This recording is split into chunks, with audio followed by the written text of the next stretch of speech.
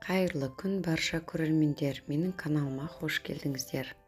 Ақ жаулықты аналар, ару қыздарымыз, барша қыз-келіншектер, сіздерді бүгінгі 8 наурыз мерекесімен құттықтаймын.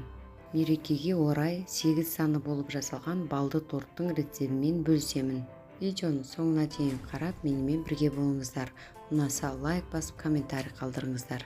Алдымен ыдысымызға жұмсақ сары майымызды салып араластырып аламыз. Үстіне бір жұмыртқамызды жарамыз, қантымызды, табиғи балымызды және сүтімізді құйып араластырамыз. Алдын ала сотейникке су қайнатып аламыз және жаңағы дайындап алған смесімізді үстіне қойып қыздыратын боламыз. Үнемі тоқтатпай араластырып тұрамыз, әбден қанты ерігенше. Және біраздан кейін осылай саусағымызбен сығанын байқап көреміз. Қол қатты күйіп кетпеу керек.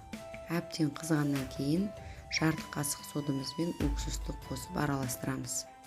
Осылай ағарып көбіктенетін болады, сол кезде судан аламыз. Енді осы массаның үстіне иректен өткізілген ұнды бөліп қосамыз. 2-ге немесе 3-ге бөліп қоссаңыздар да болады, жақсылап араластырамыз. Бізде осындай қоймалжың масса пайда болады, ешқандай да артық ұн қоспаймыз. Бетін жауып холодильникке 2-3 сағатқа қойып қоямыз. 2-3 сағат өткеннен кейін ол осылай қатады, сол кезде жаюға ыңғайлы болады. Қамырымызды таразыға қойып өлшейміз де, содан кейін бірнеше бөліктерге бөліп аламыз. Мен 124 граммнан 4 бөлікке бөліп алдым.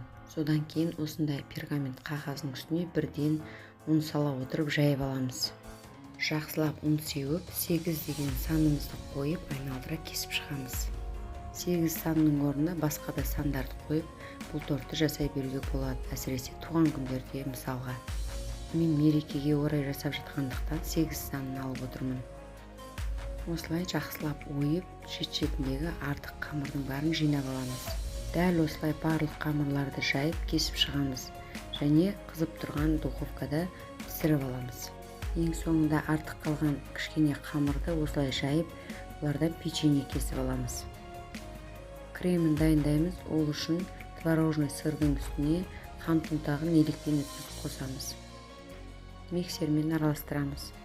Салқын сливкемізді қосып, біртекті плотный масса шыққанға дейін араластырамыз. Креміміз осындай қою болу керек. Кондитерлік қалташаға вупи-пайдың насадкасын кигізіп, осылай кремімізді салып аламыз. Және видеода көріп отырғандарыңыздай тортымызды жинап шығамыз.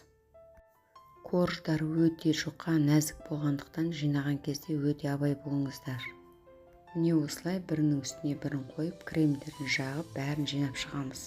Тортымызды жинап алғаннан кейін енді безендіруге кірісеміз. Безендіру өз еріктеріңізде. Мен бағана пісіріп алған печеньелерді, мятаның жапырақтарын және мандаринді пайдаландым. Және кремнің біраз бөлігін алқызыл түске бояп, гүл жасайтын боламын. Әртүрлі жидектер, құлпынай қойсаңыздар тіпті әдемі көрінетін болады. Міне осылай тортымызды безендіріп шықтық. Тортымыздың дәмі өте керемет, әрі жұмсақ, әрі нәзік, әдемі торт болып шығады. Міндетті түрде жасап көріңіздер.